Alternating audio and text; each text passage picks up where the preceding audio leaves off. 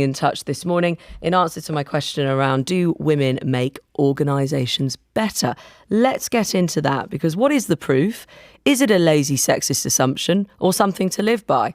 The leadership of the Metropolitan Police is certainly placing its bets on the premise that more women means a better culture. It's also more diversity across other lines too. The force has announced that as part of the reform of the Parliamentary and Diplomatic Protection Unit, it's aiming to have 20% women in that department over the next 2 years.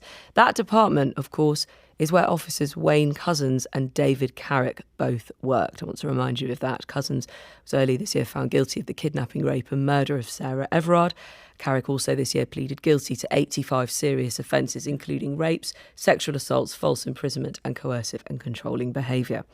This comes as the Met has revealed that more than 1,000 of its officers are currently suspended or on restricted duties, with some facing criminal charges or gross misconduct hearings. Details have also emerged of an officer who allegedly tasered a 10-year-old girl. He's facing a hearing later this year.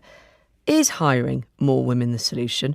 To look at the police, we've got the Police and Crime Commissioner for Sussex, Katy Bourne, and to think perhaps more broadly across all organisations, the Bloomberg commentator and host of the podcast The Nowhere Office, Julia Hobsbawm, who's just walked into the studio. Good morning to both of you. Just because this story starts with the police, let's start with you, Katy Bourne.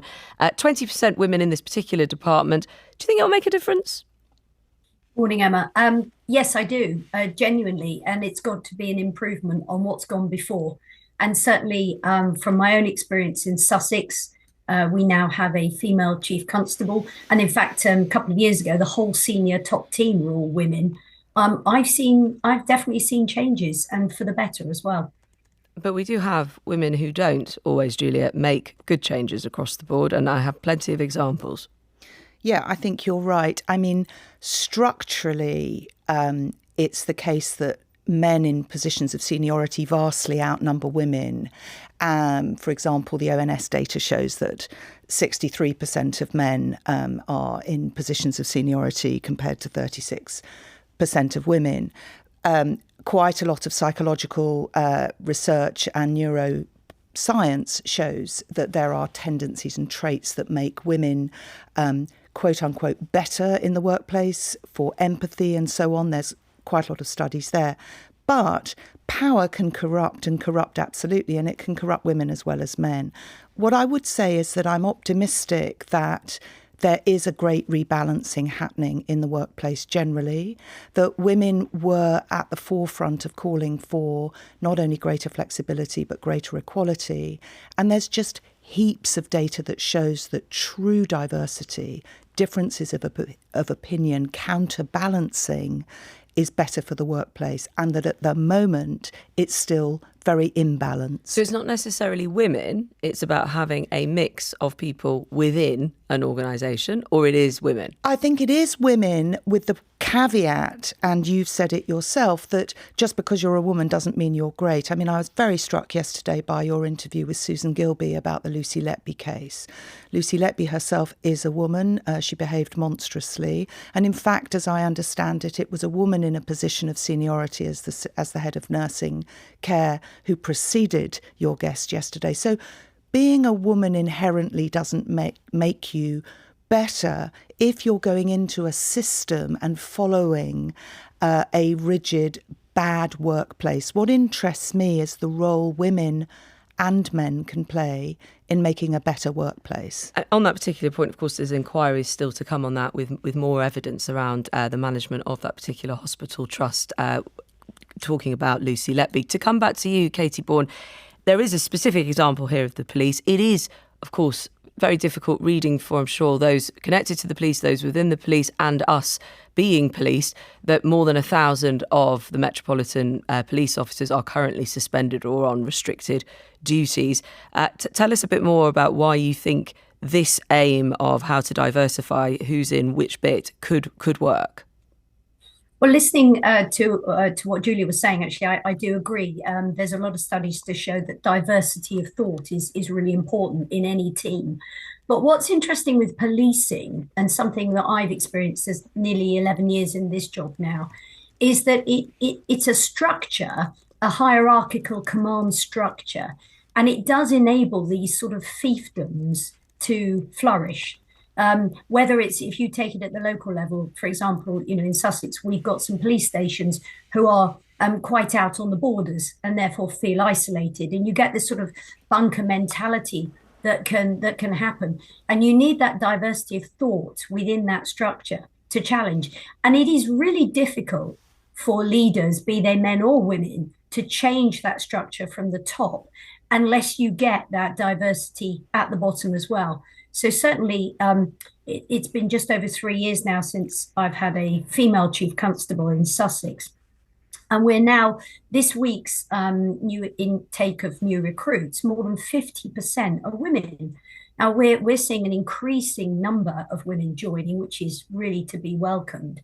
But also we're trying to obviously make that more diverse and further extend into BAME communities as well. Julia wants to do... Sorry, if I can, just while there is a point before it goes too far by. What did you want to say, Julie? Well, I just wanted to say that the smart money in organisational behaviour now is on teams and actually not on leadership with a capital L. And that's what interests me, is that if women are forced into an out-of-date system of leadership as some kind of magic wand, that's not as interesting or as productive as saying, how do you have a group that works together to an outcome? That said, again, in a business context where I come from a business background, the data does show that there are productivity gains and profit gains by having more women involved in the workplace at a senior level. How do you feel, Julie, looking across this, because you've covered this sort of space for a long time now, about the idea, and I heard the phrase yesterday, and I wonder what your physical reaction was to it, your mental reaction to it was, the police, it was a particular correspondent talking about the police's desire to feminise the workplace. Well, I was just talking in the green room to the other guests. I mean, language is all. Language is... Do you do a hot girl walk occasionally? I think I probably feel like a lazy girl some of the time. I mean, look, language gets very outdated very quickly. I'm not as interested in the labelling as I am in the behaviour and the reality and the structural underpinning. The science shows that if you bring a sex brain of a woman as born into the equation with a lot of men, better things are likely to happen. But if that woman comes in and exerts power in a traditionally male way, you're not going to get good outcomes. It's really all about the behaviour and not so much about the language, and certainly not about a tick box exercise. What about in the military? What do you mean, what about the military? So that has to remain, as many would argue, a hierarchical structure. We've covered the military and some of the very serious allegations and issues, for instance, in the Royal Navy. And there was a lot made of the fact that the idea of a traditional male leadership now being denounced or not being respected as the way forward, however you want to call it, that's the sort of thing that in certain instances, certain fields of work can't change. Very hierarchical structures for command and ordering, like the military. Well, there's nothing wrong with structure and hierarchy, but there's everything wrong with not listening, not showing empathy, and actually a bullying, toxic culture. I've written quite a lot about the fact that burnout is not only back in a big way, but it never went away, and a key driver of it is the toxic workplace. I do note, by the way, Emma, that the latest incarnation of The Office being made in Australia is going to star for the first time a woman. Oh, right. There you go. Did not know that. I mean, I'm just asking as well, though, because there will be others listening who think, you've talked about science, you've talked about research. I'll bring you back in a moment, Katy. But why is it that women are associated with empathy? Why is it that, because some may balk at that, why do we have to be seen in that caring way? And why is that necessarily a good thing for us in the workplace as it is at the moment? Well, again, certainly I think you're right. All the science and research in the world, if it doesn't apply to a real world lived experience, isn't as valid. But the science and the research does show two things. One is that a workplace that has trust and empathy and teams in it is going to do better.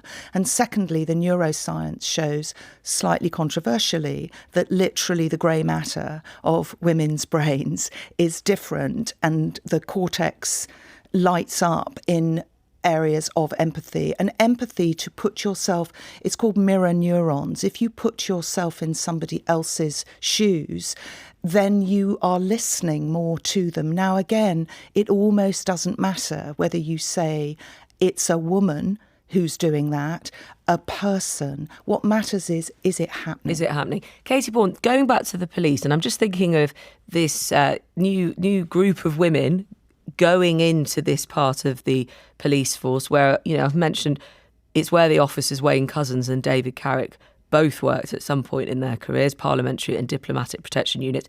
It's all very well hearing the ideal and also some of the science about how women are and can be, but how to navigate what is still a man's world and those structures as they are. Any advice for those women going in? I think they need that reassurance that support network is there around them. It's much harder as a woman, I think, to call out bad behaviour if you are a single woman in an environment that is all male. But it is easier when you have others around you. What if the bad behaviour, not just in the police, but is by women? If the bad behaviour is by women, it's knowing you've got that support network. So because your support network could be men as well, taking it away from the police. Absolutely, it could well be as well. And I think it's also knowing that there are others out there that you can approach. But we definitely need a better balance in those two areas in the Met, without a doubt. But to Julia's point, it's all very well bringing people in, but it's got to actually change, and they've got to be in an environment where change can happen. And the reason this is so crucial with the police, because of the specific needs of women and girls and the need for safety and the need to be able to trust our police forces in this country, how confident can women be? Well, I mean, if they don't try, then I think they're not going to move forwards at all. So, let's not shoot them for trying. But I certainly know from experience in Sussex that it's made a real difference having more women there. It just brings in a different way of doing things. It brings in that diversity of thought as well. And what we are really keen to do now, the Chief Constable and I, is see those new recruits coming through into more senior roles as well. So huge amount of work. At the end of the day, you want to be the change you want to see, don't you? So, Katy Bourne, the Police and Crime Commissioner for Sussex, thank you. Just a couple of messages, Julia, I'll let you have a final thought on, but very briefly if you can. There's a message here from Samantha.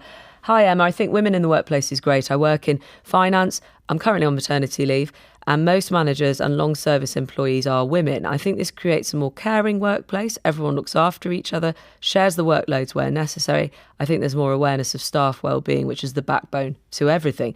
And Jill says, as one of the first Church of England women priests ordained in 1994, I believe that men and women working together give the very best sort of communities. My ministry was definitely nourished by working with teams of men and women priests, which goes to your point about teams, Julia. It goes to my point about teams, and it goes to the point about behaviour. And actually what we want, whether you call it a more feminised workplace or not, is you want a better functioning workplace.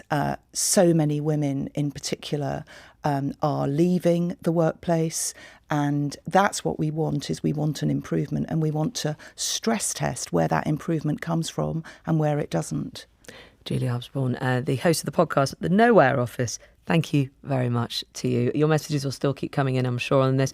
There's one here just saying, I'm 65, now retired after 40 years of working in IT. I'm absolutely certain, this is from Andrew, that women in the workplace make things better. If I was to rank all of the direct line managers I had over the years, the top 5 were women. Andrew, thank you for that message.